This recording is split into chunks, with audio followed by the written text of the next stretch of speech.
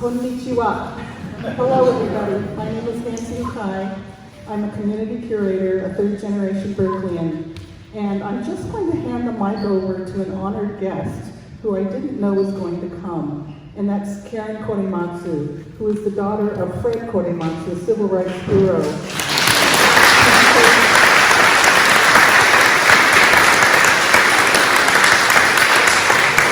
Who at the age of 23 was decided to have his incarceration be challenged legally. And Karen has to go, so I'm going to just let her speak first. She's actually born in Oakland, but we'll claim her as a Berkeleyan today. Well, thank you, Nancy, and thank you to the Berkeley Historical Society. This exhibit is incredible. It takes a lot of work, to put together this kind of exhibit, and it just made me realize, because I was born in Oakland. My father was born in Oakland. The cut flower nursery that my grandpa Korematsu created was in East Oakland, so only a few blocks actually from the borderline of San Leandro.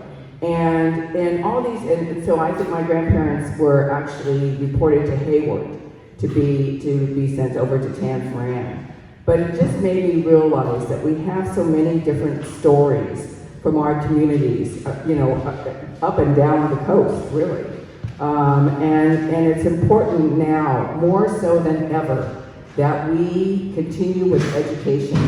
I can't tell you how many people are still ignorant about the Japanese American incarceration. I'm a national speaker, and I travel all over the United States, and I meet people when they say, like, oh, what are you doing here in Georgia, South Carolina, Louisiana, that deny that there was even a Japanese American incarceration, that there couldn't be American concentration camps, and that's what they were.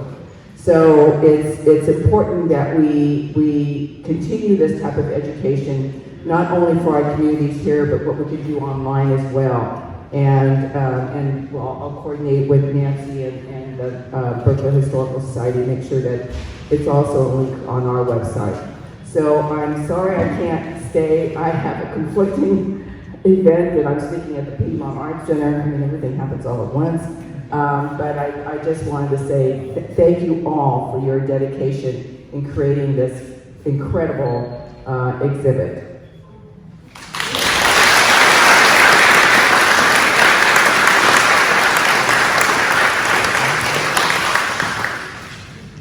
Thank you very much, Karen.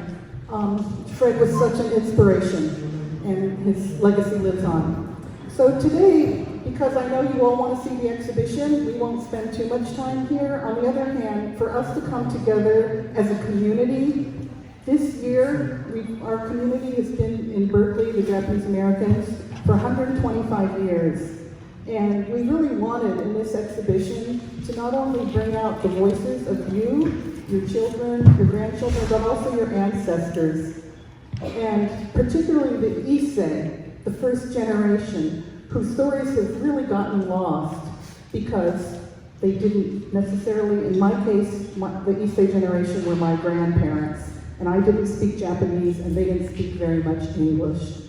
And when my grandfather was taken away to Tan Fran, my mother saw him packing, and a third box they were allowed to take what they could carry, so he packed 2 containers with clothes and other things like food.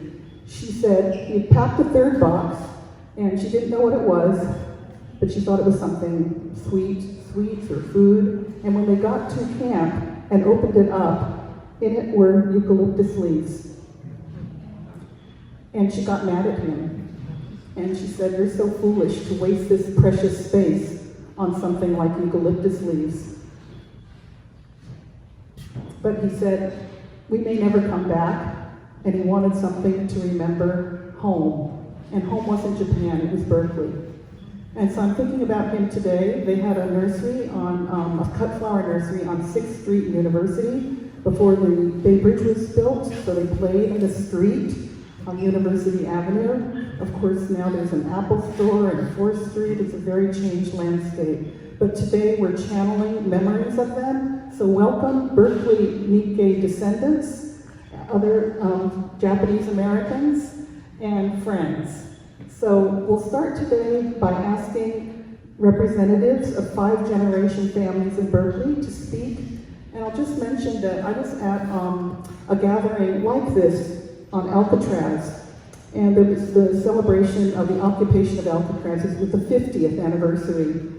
And one of the speakers was a young man, and the full content of his speech was him saying names of ancestors. Just got up and said names. And he said, the reason for that is I want to call them to be with us in this room, and I know that there are people in this room who knew them and are related. And I think in the same way, we're connected. So first I'll ask Leslie Tsukamoto and Judy Fujimoto to speak, and other people, if you would like to come up, Nikkei people, and say the name of an ancestor or relative and share a memory. We'll do that after Leslie and Judy speak.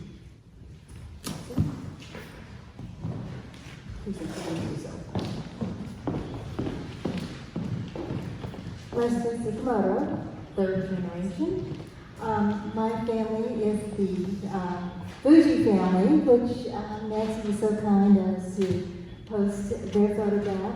I think I recently have done a genealogy chart for my family, simply because we're at the 6th generation now, and I think it's so important for our young people to know the history behind their family, how rich and how inspiring it is, actually. I think it is inspiring.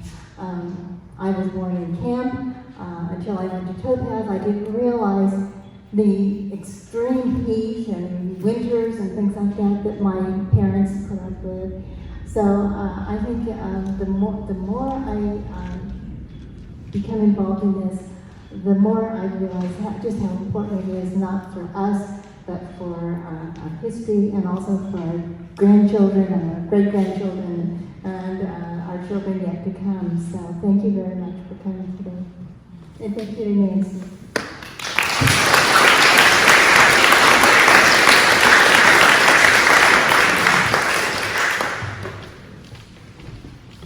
Please read about the Fuji family. Okay, now I'll have Judy Fujimoto of the Tominaga Saga, is how she called it.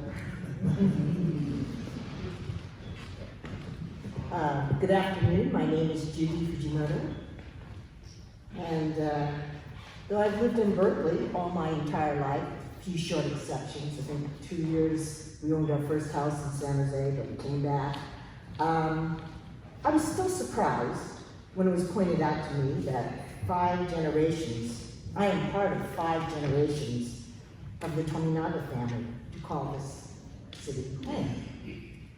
In a country where mobility is always integral to its history, I realized that my paternal family truly has roots here. Best of all, this knowledge has led to much dialogue among my Tominaga cousins, the sons of the 3rd generation, about our memories of growing up in this town, from the Alta Bates Hospital cradle roll to our school days, Longfellow, Franklin, Bourbon, Willard, Garfield, Beehive, and even Cal. To the churches and temples we attended, to the teams we played for, and the places that provided us with employment and entertainment. We discussed amongst ourselves by text and email, telephone calls, and even face-to-face our stories. We even found out from our 90-year-old cousin Jean why the Tominaga family moved to Berkeley in the first place. None of us knew.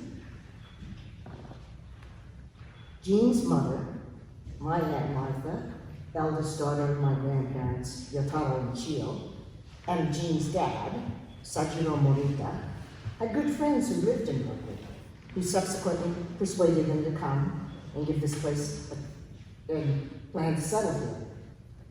Thus, when Yotaro and Chio retired in 1937 from farming in Northern California, they and the rest of the Tominaga family followed, purchasing their first home on Tyler Street. So thank you to the Berkeley Historical Society and all the volunteer curators who created this exhibit.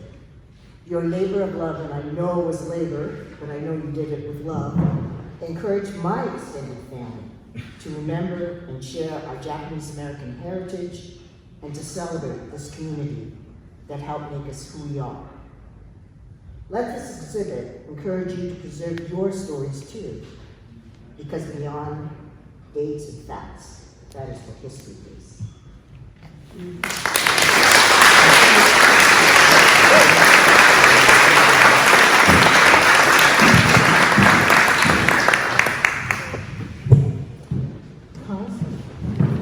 I'm going to ask Kaz Iwahashi, feel like the teacher calling someone in a class, who was born at the laundry that Leslie Tsukamoto's grandfather started in 1914, I believe.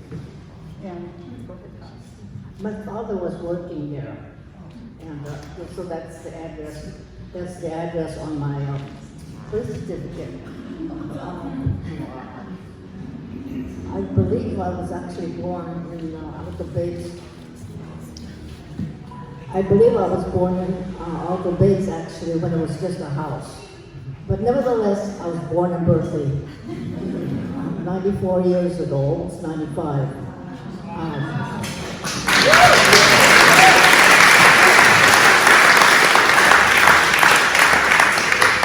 The only home that I ever knew growing up was on University Avenue, just below Grove Street. It was known as Grove Street then. And my father lived on my questions I never asked my parents. I grew up in a nursery on University Avenue, 1822. And we had a garage, there were great big garages, commercial garages on both sides of our nursery. And it was a nursery and a florist. My father also, I know, went out and did gardening. I don't know how he managed all this, but, and my mother helped at the store. So I would say that I grew up, I'm a true Berkeleyan. And I'm the oldest of 4 children. We'll go back. My father is Issei, and my mother is a Tibetan Issei. But I was the firstborn, and then there was a girl after me, and then Seiji and Michi. Everyone is gone except me. My parents never spoke about relatives in the United States or visiting or anything like that, so I don't know anything about our relatives except that they were in Japan, and I've seen photographs of them, but I've never actually had any contact with them. So my father had that great big, it was a great big nursery, yard nursery, and me and my sister and brother, we used to run around in the back. We had a great big fish pond in the back too. And in the front there was a nursery, a building, and it was a florist.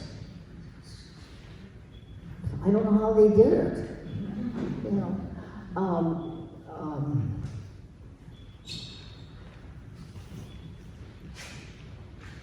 Like I said, there are so many questions I wish I had asked.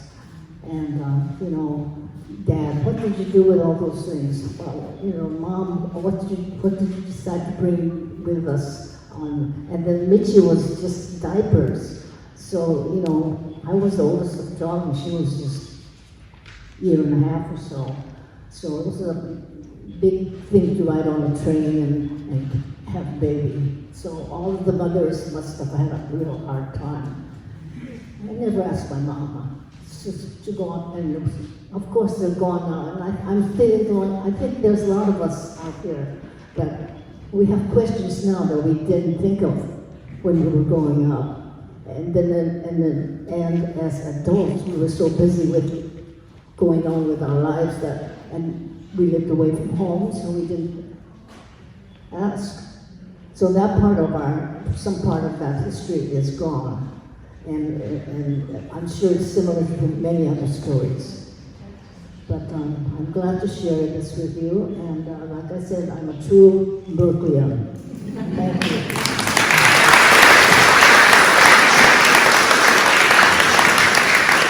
Thank you, Kaz.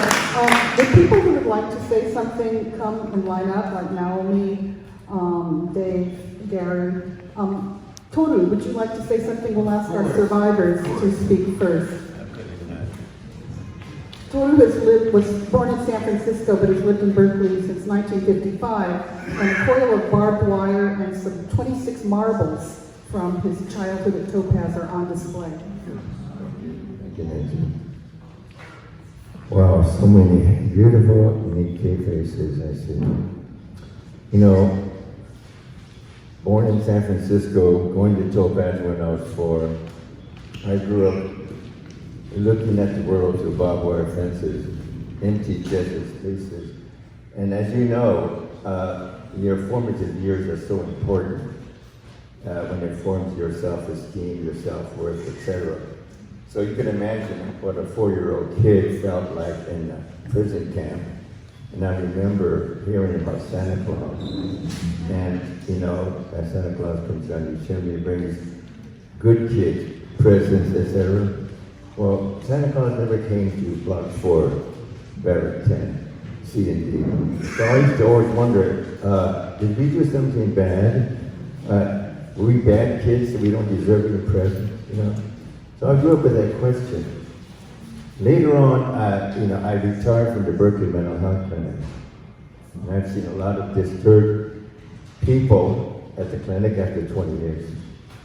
Before that, I worked at Juvenile Hall in Alameda County, where I was a counselor. Alameda County, Marin County, and at the Napa County jails, I was a counselor. When I worked at Alameda County Juvenile Hall, I worked here from January of 70 to March of 73. 73, they fired me. And I came home, I was so embarrassed, I had to tell my whole family, I just got fired. And all my family members said, well, Toru, what did you do wrong? I said, I didn't do a goddamn thing wrong. I reported 3 cases of child beating, which is against the law. So I reported one of my coworkers, I reported 2 of my supervisors, and what happened to them? Nothing, they fired me.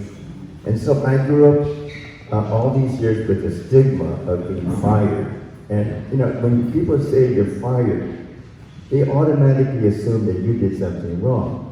And when they put all this in a concentration camp, the public thought we must have done something wrong because the government would round up 120,000 people and evict them from their homes and put them in a prison camp. So I know as a former mental health worker, there are so many people, including my family, who went to their graves thinking they did something wrong. So I am saying today, may they rest in peace, may they know they did nothing wrong, and that the government did something wrong. The administration at Alameda County Juvenile Hall did something wrong when they fired me for doing the right thing. So, let me end with saying that, you know, that barbed wire fence that I have coiled up over there. In 1867, a guy by the name of P.J. Smith took out the patent for the barbed wire fence. And I'll bet you he didn't know, or never dreamt, that 70 years later, that fence would be used to keep us in prison in our own country. So I'm glad we got over it. I know for me, it's a life sentence. And I'm gonna go to my grave feeling wronged and all the pain and the suffering I suffered because of this unjust act. So again, may all of our people have gone to that earlier, by the way. Paul Tsukagi, a good friend of mine, first professor at UC Berkeley. We used to always kid and say, Toru, Paul, when we die, we're not going to go to heaven.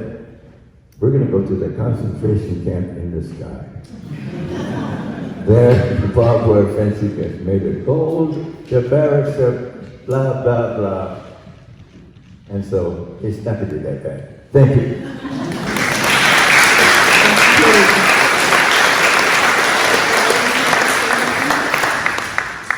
Would anybody like to, oh great, Naomi Kubota, her grandfather's portrait is on the wall, in our ancestor wall. And by the way, if any of you have photographs of your Issei ancestors you would like to share, please contact us. For doing this. Naomi Kubota, I am Sansei, third generation. So if you see a black and white photo of very stoic looking family that's all dressed up, that's my father's side and his brothers my father's mother passed away at age 37. So he had to raise this family by himself and also be a Japanese gardener in Berkeley. I just wanted to say that as I tried to ask my dad, what do you remember of my grandma that I never saw, even my grandfather that I never saw? Every time I asked him, he didn't have anything extremely concrete to say about what kind of person they were, because I really wanted to know what kind of person, maybe holidays, anything. He had nothing to say about that. But every time I talked to him, and I asked him, how old were you? His age kept on going down. I was in high school, and then it becomes like maybe this, and as it got, the time went on, and then he would say, I was in grammar school. That's what he would say. So I think it really affected him being by, just him and his young family not having a mother. And I think the reason what I'm saying is as I get older, I start thinking about my ancestors. And when I see all the photos in the exhibit today, it is like, I really, every single one of those faces, I really honor you. Thank you so much for what you have done. And I look at all the people there, and I just really love them. And I'm not a religious person. I wasn't brought up that way, but there is something that is wonderful about exhibits like that, because I do believe in that kind of metaphysical way, they are looking down at us and saying thank you. We have not forgotten all the work that you have done for me to exist right now. And I just wanted to say that because it's very heart-wrenching and beautiful, but heart-wrenching to see all that. Anyway, and just very quickly, another thing, the reason why my father's family ended up here was for education. They were working in Delta, in Allenton, as sharecropper, basically. And the father decided to bring them over for Berkeley High, Berkeley's education. And I ended up going to Berkeley later on, the UC Berkeley later on. But they did this because they knew they wanted to, again, give their children a better life. And that I am so thankful for.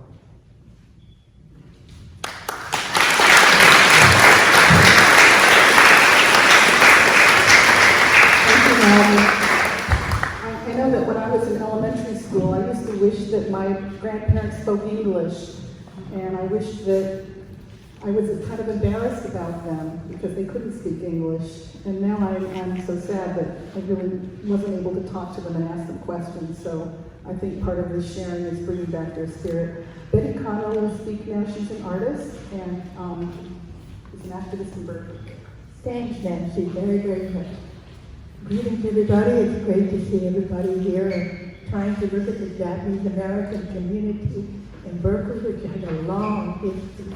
And a lot of it has changed a lot that is not necessarily welcome, right? But just coming here, I passed in university where Topaz family had a shoe repair shop before the war at 6th and University. And the place is dotted, as you know. There's a wonderful map of the places where Japanese Americans lived and set up a family, and then that community was destroyed in World War II. There's more that comes after that, all of that too. And in terms of myself, I guess I grew up with some years at Franklin School. They changed the names of all these schools, not Jefferson and Franklin, and up there like that. And so it was fun experiencing art here in Berkeley. It's my great pleasure to talk about a wonderful writer here in Berkeley who passed. Hiroshi Kashiwagi was in Berkeley. And I'd like to introduce his widow, Sadako Kashiwagi, who is a valiant speaker in her own right, and is here today to talk about whatever she wants to say.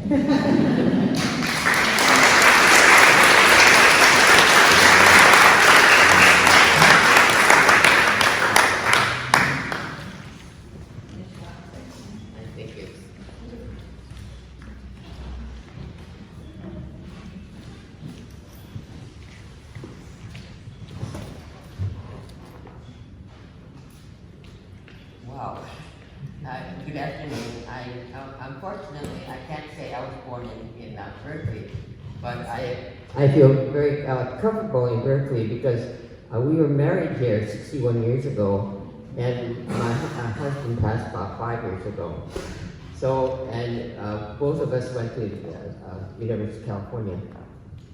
But I was born and raised in Placer County, and if any of you know the Central California, it's a real conservative area.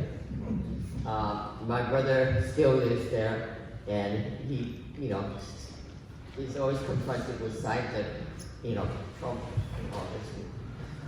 Anyway, as I said, it's a very conservative area, and that was one of the reasons we didn't move there because of that, and the heat. But anyway,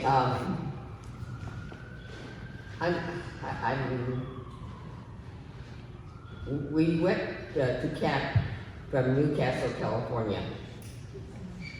And I remember, I was only 8 at the time, and we went to Marysville, to Assembly Center, and we were there, and then when Tule Lake was almost complete, we transferred to Tule Lake, and we were there for the duration. Now, some of you may know that Tule Lake has a stigma. I mean, it's been stigmatized because of the resistors. And, well, people resisted for different reasons, and I want you to understand that it wasn't, as I say, it was a different, very personal reasons that they said yes or no. And the question was, will you, disown Japan and all that? That was one question. Well, for the Nisei, none of them had been to Japan. None of them knew Japan. And for the Issei, if they said yes, then they were people without a country. And so that was the dilemma. And then the other question is, will you serve in the U.S. Army wherever sent? And some people said no, and some said no. Yes. And others said yes, no, and others said didn't answer. So if you didn't answer, you were considered a no-no. And that stigma, you know, I could understand if the white community is resentful about that. But when your own community stigmatizes you, that is what really hurt. And so, as I said, I was only about 9 at the time. And when the question came around, my father, who was a very rebellious person, he was an Issei, but he didn't, you know, he wasn't shy about speaking up. So when they came in to recruit for the army, he went to the meeting and told them, why are you even considering volunteering for the army? You're already considered disloyal. Well, he was reported to the FBI, and about 2 weeks later, 2 FBI showed up, and we were playing a game between the barracks, and he was taken out for 18 months. And he was one of the first to oppose the questioning. And he went from Tulip Lake to Shark Park, and from Shark Park, he went to Santa Fe for 18 months. And I want to emphasize that because those who, they already had a record you know, they really hit the Buddhist leaders, and they were already sent, a lot of them already to Santa Fe, to Shark Park. But my father went from camp to Shark Park and then to Santa Fe. So, you know, he was a rebel, and he to his dying day, he was not remorseful, you know, he was proud of what he did. And he said to me, you know, Japan has lost the war, but you should learn the language. So I took it upon myself to learn the language, and thanks to many, many people, I've learned the language. I'm quite fluent in it, and recently went to Japan for 18 days and met with my relatives and so forth, and I was able to speak to them in Japanese, and they were just so pleased. So I tell people, if you know a language, great, and if you know a second language, even better, and learn it. And when I go to schools, I tell the youngsters that I go to a school where there are about 33 different, you know, kids, different backgrounds. I said, talk to your elders and learn a language other than English. And be curious, you know, be kind and smile. It costs you nothing. And so, well, that's pretty much how it is with me. I try to be as open as I can, and I have some difficulties with the current administration, the current situation. But I tell people, whatever you do, vote. That is important. Vote, because it matters. No matter how you vote, your voice matters. And you know, my husband was an activist, and he was always asked to speak before schools. And he was one of the first Nisei who would do that. Most Nisei would not talk about the experience. And so, then he'd say, oh, I'm going to have to do this again. Same old, same old. So I used to say, so why do you do it? And he says, I'm honor bound to do it because people should know. And so, here I am. We lived in San Francisco for 56 years.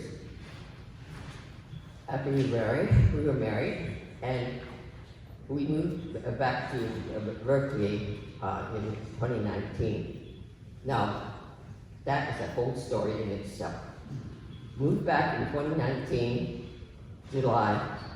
I got involved with the JCA in August, and in November 29th, my husband passed. And then, after that, the pandemic hit. So, everything, all those things happened in a matter of 7 months. And they say a major move is to move from one place to another, right? Well, that was 4 or 5 major deaths. So, you know what? But people what I've learned through this is that people can be very, very kind. And if they don't want to get to know you, too bad. Tell us. But it takes a while to get to that point, because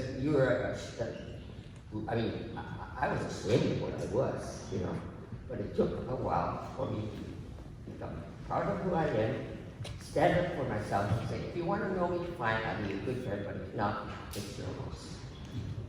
So, that's my story.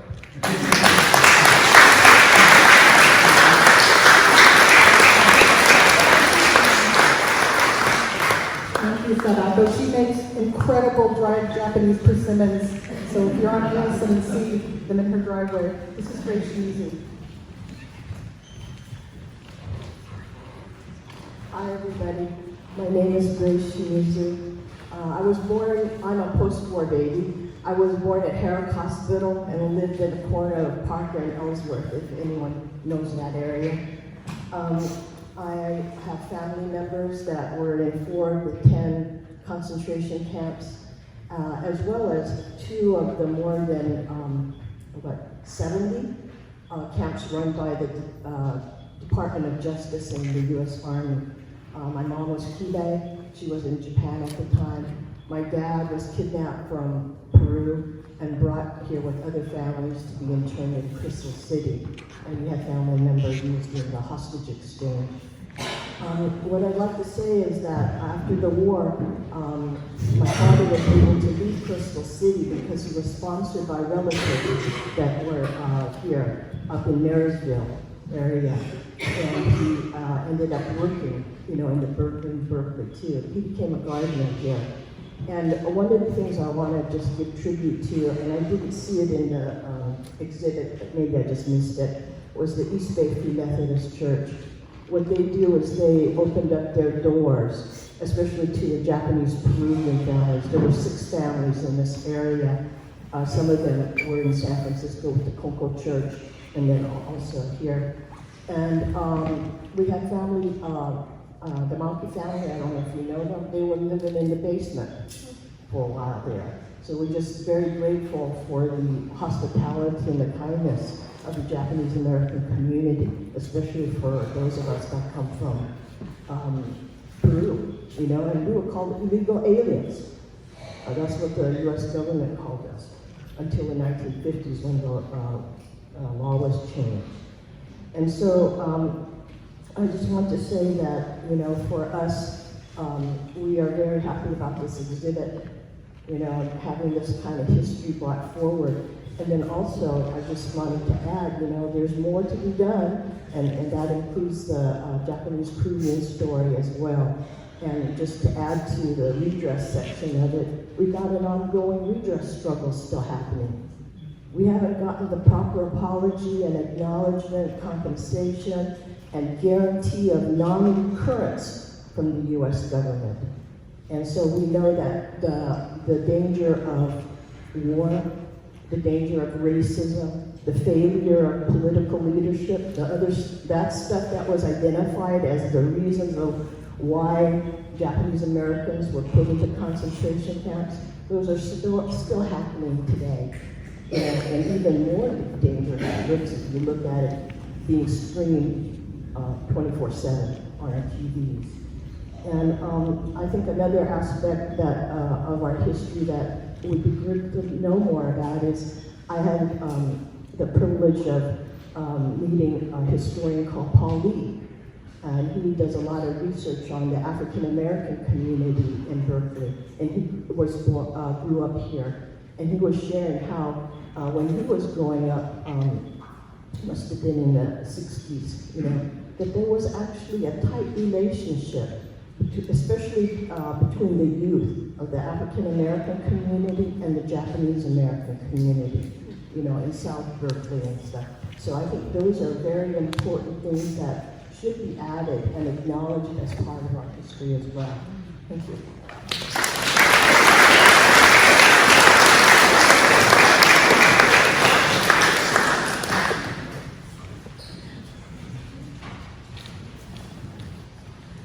Good afternoon, and I'm actually extremely nervous to be sharing. And Grace, your friend Paul Lee, is a very dear friend of mine. Forgive me if I get emotional.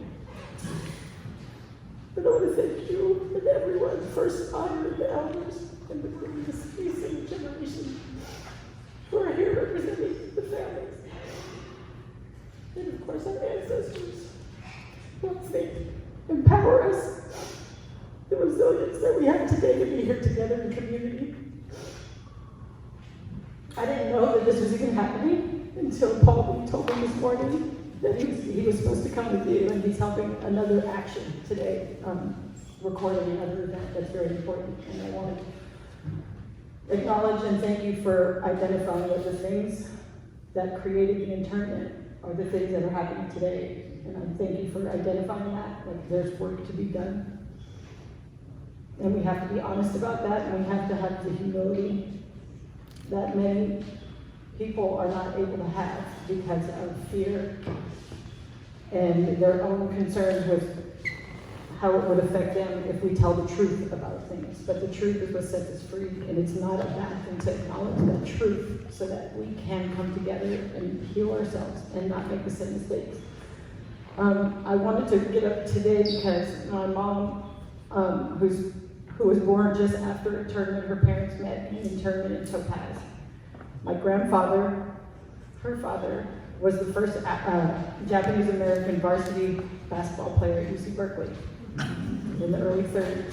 He's honored in the case in Harlingen. He played the first game, one of the first games in Harlingen. Go Bears!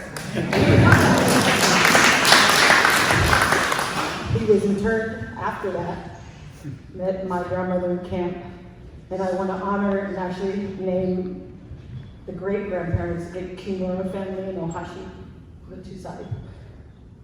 Acknowledging that the generations after, like what I remember my grandmother sharing is that after being interned, she would try to pretend she wasn't Japanese. And I remember being heartbroken and not being able to learn the language. And then when I had my kids, not being able to teach them language to pass it on. But I remember her telling the story like she was on the bus and someone was like looking at her. Is she Japanese? And she said she's Hawaiian. She just needed to take the attention off of herself.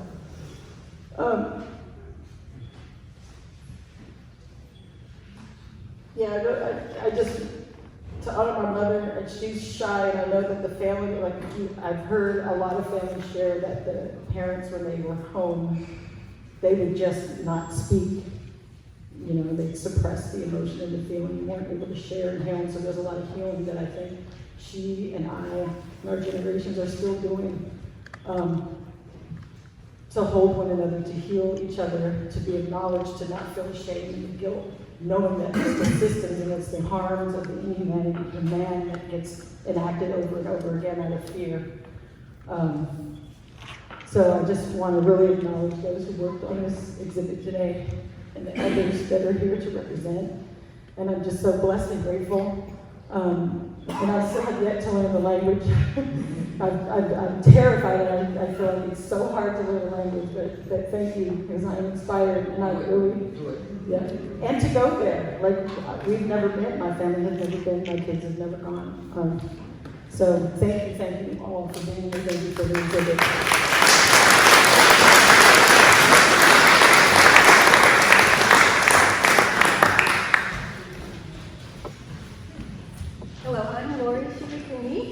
My parents did not grow up in this area. I'm a fifth generation Japanese American, and I am privileged to be on the Nichibei board with Nancy. I appreciate all the work that the Berkeley Historical Museum Society did.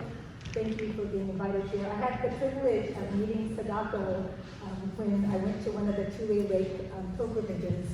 And I had the privilege of being the driver for Sadako and Hiroshi because they lived in San Francisco. And Hiroshi was invited to speak at cool places like the Commonwealth Club. He called me up and said, "Will you drive me?" And so I was able to drive them, and I was inspired by them. And I want to just speak to the chord that I've heard in the testimony here, because my dad is 90 now, and he reflects on feeling the shame of being Japanese. And he just always felt like he was the other. And his whole life he spent trying to deal with that. And so I'm thankful that I was able to learn Japanese. Sadako even let me borrow her Japanese book when I was in Japan to try to learn the language. But I am proud to be Japanese American. I go to a Presbyterian church in San Francisco. And over the years, I've gotten to know a man named Joe Balzer. And he was the dean of Lincoln High School, where one of Sadako's sons went. And he was also a pastor, and he's a spoken word artist. And he wrote a poem that he's here to share with us here today. And in honor of my Issei and Nisei ancestors, in honor of all of our Japanese American ancestors, I formed a nonprofit, and one of the things we're doing is in San Francisco on All Saints Day, November 2nd, we're having an event, and the theme is going to be Okage-sama Day.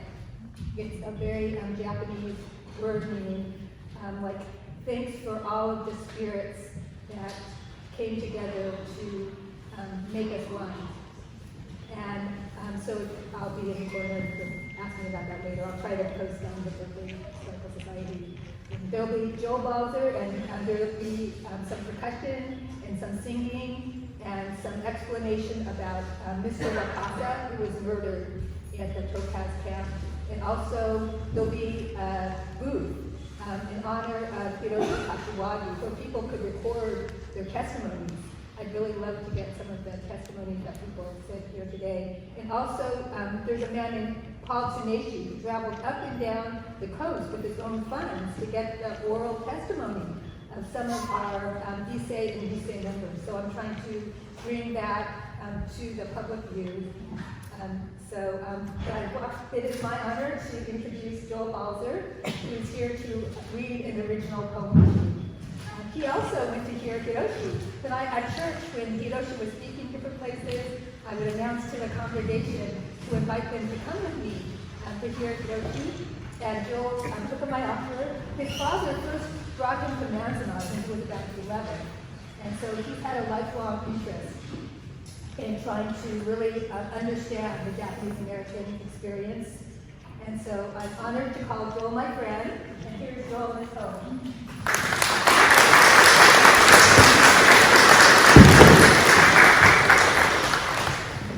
Yeah, I'm not from Berkeley. My mom went to Cal. Does that count? Okay.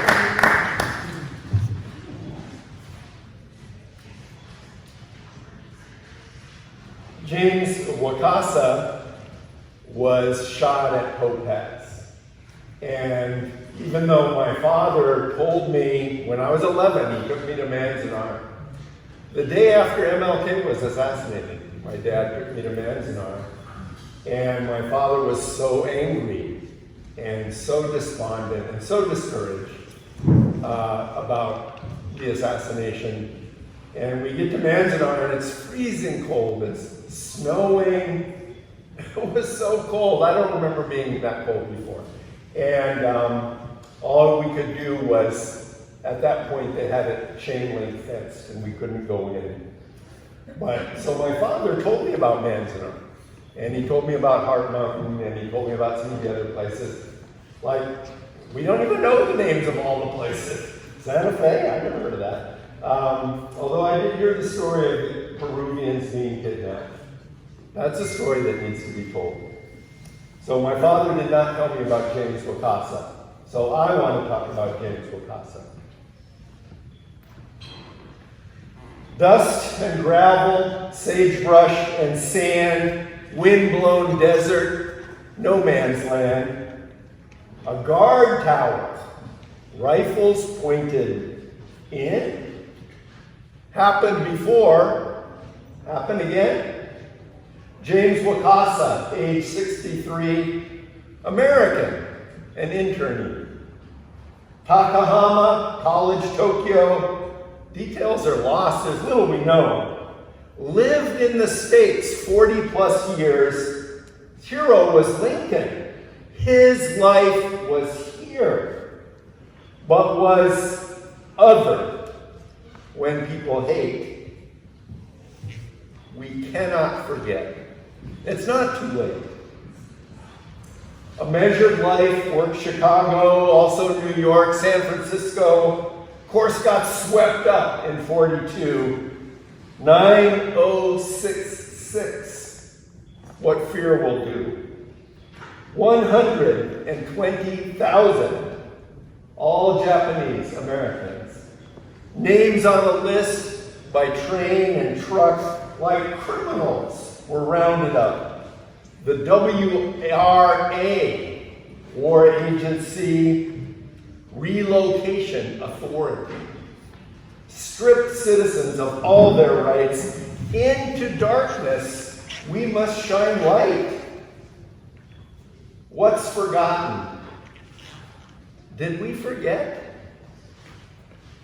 Covered in sand? Still covered yet? But Wakasa, he didn't give in. He brought a lawsuit that he could win. Locking me up, this desert said, I'm entitled to unemployment. Topaz Mountain in the distance. He had a dog, they walked the fence. Early April, 11th day, the reports lied. He tried to escape. Why was he killed? No good excuse. 80 years on, just what is true? Shot in the chest, standing, fell back, trigger fingers, scene fades to black. Dark court records, darkened news, people in shock, what could they do? With no flowers, made paper cranes. Folks wanted more to mourn his name. The gardeners, they hatched a plan. Stone monument, cement and sand. All on their own. They wouldn't wait. They held their heads high, standing up straight. We'll remember. We won't forget. There's blood. We see it yet. What's forgotten? Did we forget? Covered in sand? Still covered yet.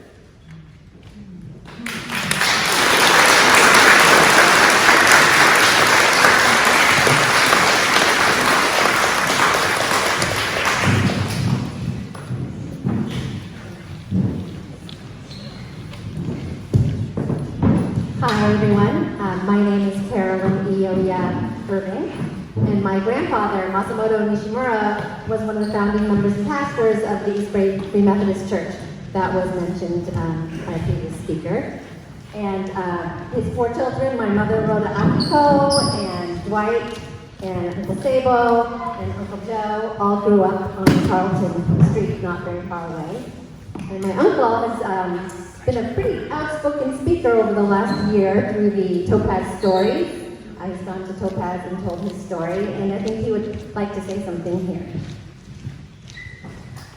First off, I'd like to thank the Berkeley Historical Society for putting this together, this exhibition together. Because I think even though it marks a very shameful chapter in our history, there was some good that came from the evacuation. And I've got to tell you about those things.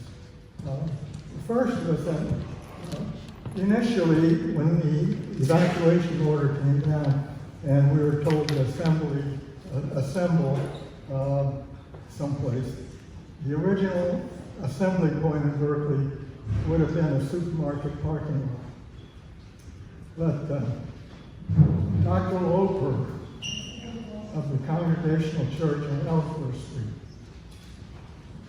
volunteered his church to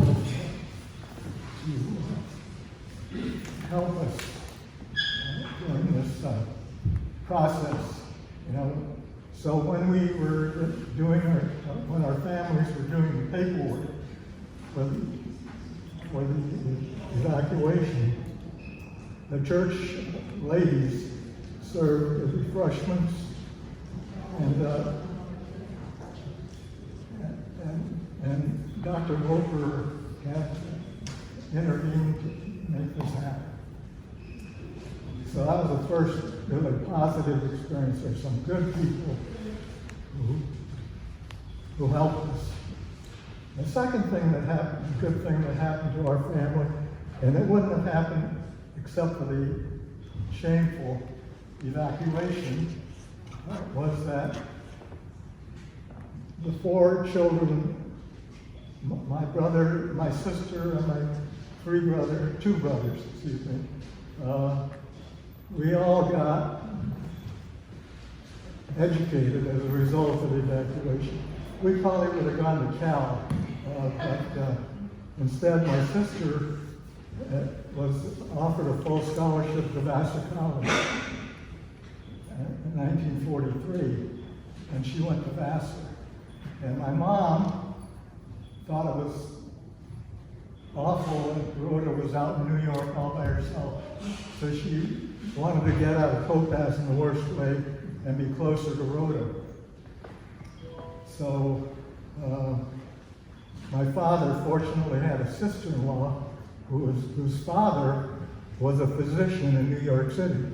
And he offered to sponsor us. So we were able to leave camp and move to New York City. And while we were in New York City, my brother finished high school and got a scholarship to Harvard. And after the war ended, we came back to Berkeley, and my brother, my second brother, finished up at UC Berkeley and got a PhD and had a great career in biochemistry. And I was fortunate, and I got a scholarship to Princeton. Now, none of this would have happened if it were not for the evacuation. So even though it was a sad chapter in our lives, a lot of good things came from it. And I just wanted to acknowledge that Berkeley had a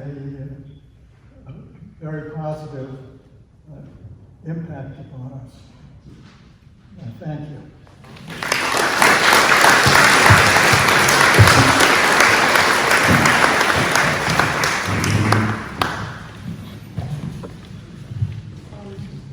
This is our last speaker who raised her hand. I'd like to introduce Edwina Ishii.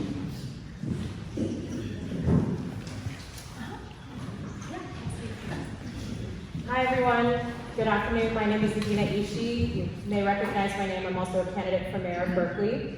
But my family was here in Berkeley and in the East Bay before the war. And I have people often ask me, like, well, why didn't you grow up here?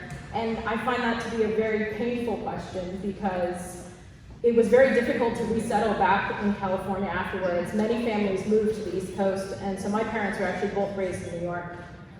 One of the things I really wanted to share today was how important it is that we look around and see how few young people are here in this room.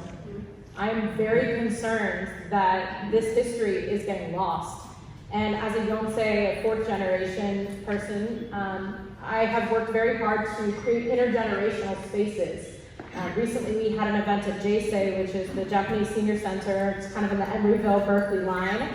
And I just want to encourage all of us to try and make sure we're having these conversations with the next generation. I feel already that so much history has been lost. As someone who didn't grow up with my grandparents telling me about this history.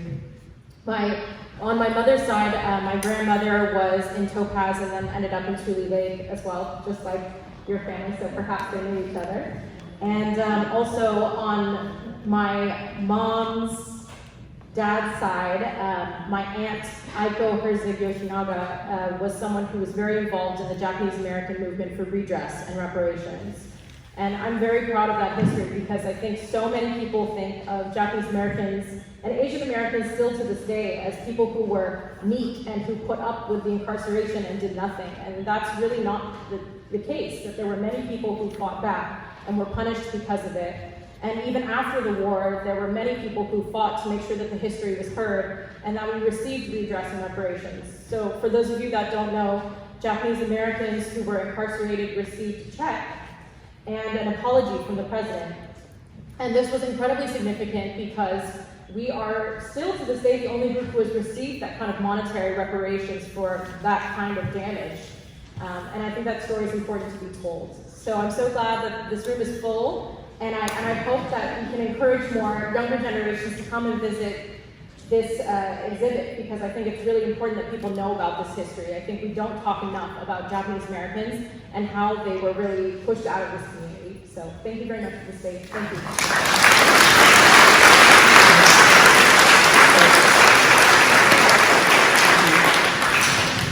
Thank you, Adina. Berkeley High School students were invited to join, and they are.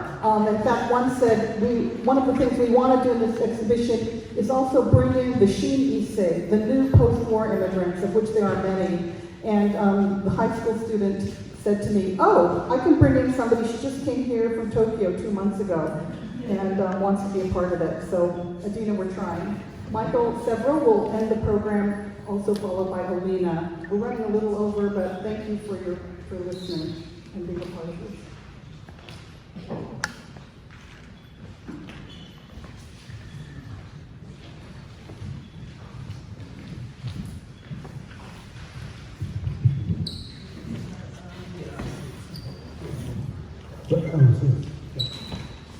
The database that I worked on for 2 years is a memorial to the more than 1,187 people who lived in Berkeley who were unjustly imprisoned by the United States government during World War II. And it's also a record tracing the history of each individual's unjust imprisonment. And there's a guide to the approximately 260 locations in Berkeley where residents of Japanese ancestry were living when they were unjustly imprisoned during the war. Hopefully, the database will also be a model for other communities to document the imprisonment of their residents during the war. I want to personally thank Elena Vernon and George Petty, who transformed the database into powerful exhibit components. Elena created the interactive digital map that enables the visitor to click a specific map point and see basic information about the people who lived at that address. George Petty transformed the information in the database into clear, concise entries that show the magnitude of the imprisonment. As part of this exhibit, the digital map and panels confront our past as a nation where injustice has flown like a torrent by the dehumanizing and demonizing of people who appear different. These exhibit components confront our past in which justice has been sanctioned by the Supreme Court, as it did in the Dred Scott decision, which ruled that blacks are not people but property, by Payne versus United States, which ruled the Chinese to be excluded because of their race, by Plessy versus Ferguson, which ruled that Jim Crow laws were constitutional and by the Korematsu decision, which sanctified and blessed the imprisonment of the people you can see on the exhibit wall and 124,000 other people. Hopefully this confrontation with our past by this exhibit will be a reminder that with an election 3 weeks away, we are standing at the gate where the forces of injustice promised by Trump and Vance to establish concentration camps for 20 million people will be blocked, not by the courts, which we cannot count on, but by we the people. I would like to now turn the mic over to Elena.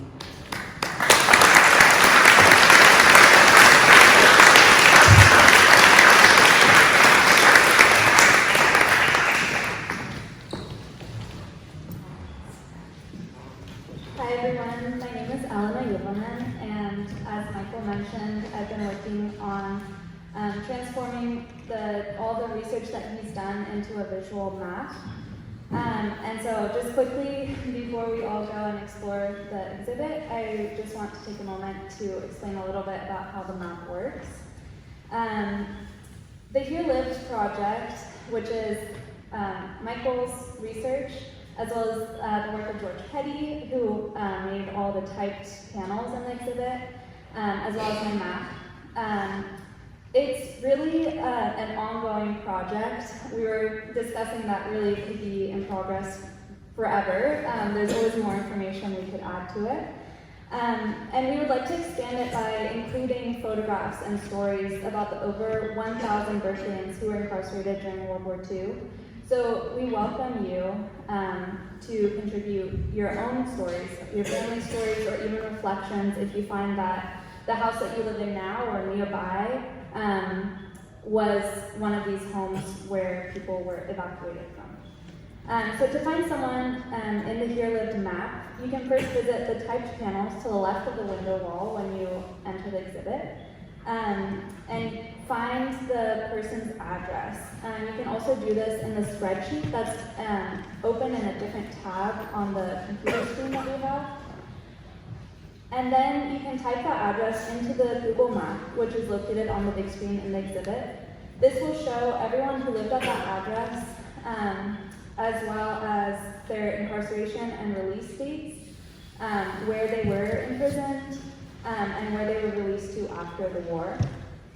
It also shows any other information we have about them, so this might be their occupation, or for some people we have oral histories or photographs, and this is really the part that we'd like to add to. So again, we welcome you to contribute information that you'd like to share about your family members or friends. To do so, you can scan the QR code, which looks like this. It's next to the computer screen.